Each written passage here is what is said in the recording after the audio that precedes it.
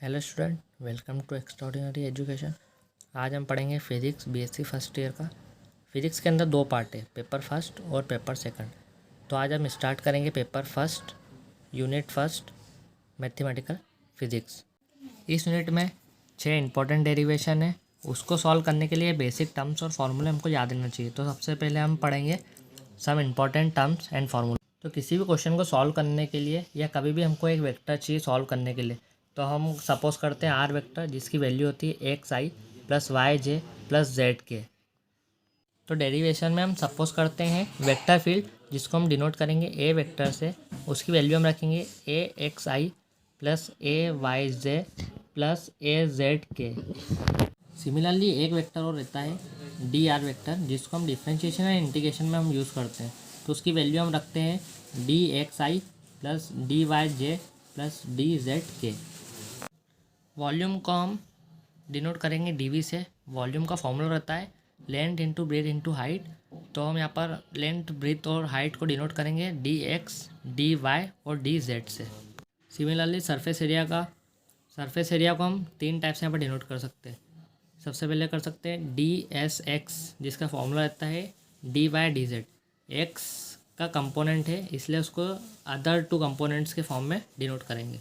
वैसे ही d s y और डी एस जेड को भी हम लिख सकते हैं। फिर 6 नंबर पे आता है टोटल सरफेस एरिया जिसको हम डी एस से डिनोट करा है और इन तीनों का प्लस कर दिया है। डेरिवेशन में 3 टर्म यूज़ होती है, ग्रेडियंट, डाइवर्जेंस एंड कर्ल। इन तीनों का शॉर्ट फॉर्म है grad, d i v and curl.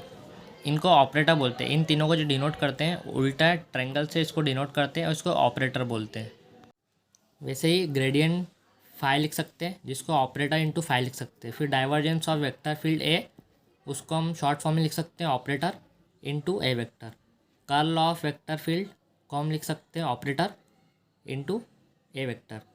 Divergence और कर्ल में ये डिफरेंस होता है, इसमें डॉट प्रोडक्ट रहता है और इसमें क्रॉस प्रोडक्ट रहता है।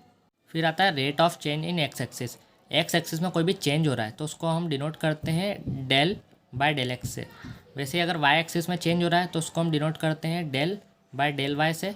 और अगर जेड एक्सिस में चेंज हो रहा है तो उसको हम डिनोट करेंगे डेल बाय डेल जेड। फिर आगे आता है rate of change in x axis.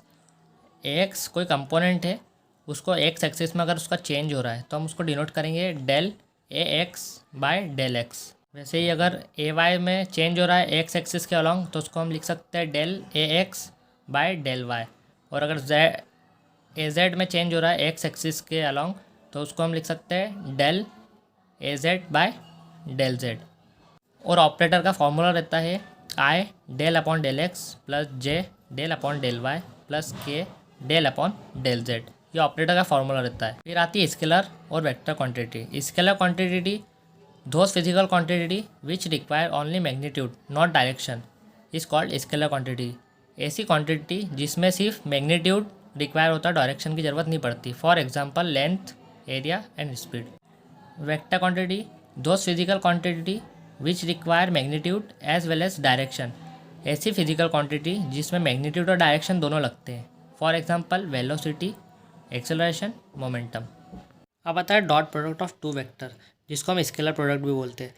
Dot product of 2 vectors में जो दोनों वेक्टर का प्रोडक्ट रहता है वो स्केलर क्वांटिटी रहता है, जिसका जो मैग्नीट्यूड रहता है मतलब उसकी जो वैल्यू रहती है वो इक्वल्स रहती है दोनों वेक्टर के मैग्नीट्यूड के और cosine of the angle between them. और उनके बीच का जो एंगल रहता है उसके कोसाइन इन तीनों का प्रोडक्ट के बराबर रहता है इसका मैग्नीट्यूड। और मगर इसमें ही रहता है कि जो आई कैप इंटू आई कैप रहता है, आई डॉट प्रोडक्ट रहता है आई का, वो 1 होता है। उसी तरह जो आई का डॉट प्रोडक्ट, जे का डॉट प्रोडक्ट और के का डॉट प्रोडक्ट वो 1 रहता है, क्योंकि कॉस 0 आई के बीच में 0 डिग्री रहेगा तो कॉस 0 1 होता है, इसलिए इन सभी का 1 वैल्यू रहेगी। और आई डॉट जे डॉट के डॉट आई इनकी वैल्यू 0 रहेगी, क्योंकि कॉस 90 0 होता है, इसलिए इनकी वैल्यू 0 हो जाएगी। पता है cross product of 2 vector, 2 vector का क्रॉस प्रोडक्ट जिसको हम वेक्टर प्रोडक्ट भी बोलते हैं। 2 वेक्टर का क्रॉस प्रोडक्ट वेक्टर क्वांटिटी रहती है जिसका मैग्नीट्यूड और डायरेक्शन दोनों रिक्वायर होती है। और जो क्रॉस प्रोडक्ट रहता है ए और बी का वो इक्वल रहता है product of magnitude of 2 vector, दोनों वेक्टर के मैग्नीट्यूड के प्रोडक्ट का into sine of the angle between them. तो ये फार्मूला रहता है उसका। अब क्रॉस प्रोडक्ट में जो आई डॉट आई रहता है उसके बीच में 0 डिग्री रहता है, तो साइन ज़ीरो हो जाता है। तो इसमें जो I dot I I cross I, Z cross J और के क्रॉस के 0 रहता है। और इसमें मगर इसमें आई क्रॉस जे का बीच में 90 डिग्री रहता है, तो साइन 91 होने के कारण इसकी वैल्यू 1 हो जाती है। ऐसे ही आई क्रॉस जे क्रॉस के क्रॉस आई, इसकी वैल्यू 1 होती है।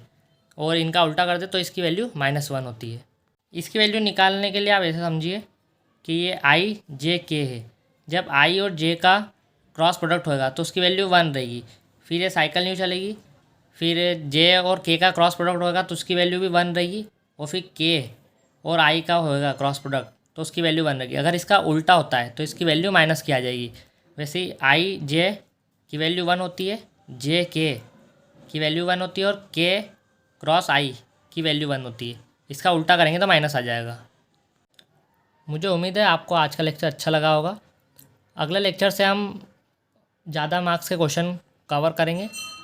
6 मेन क्वेश्चन है जो कि ज़्यादा मार्क्स में आते हैं, तो अगले लेक्चर से हम वो कवर करेंगे। अगर आपको लेक्चर अच्छा लगा हो तो please like, subscribe and share my channel.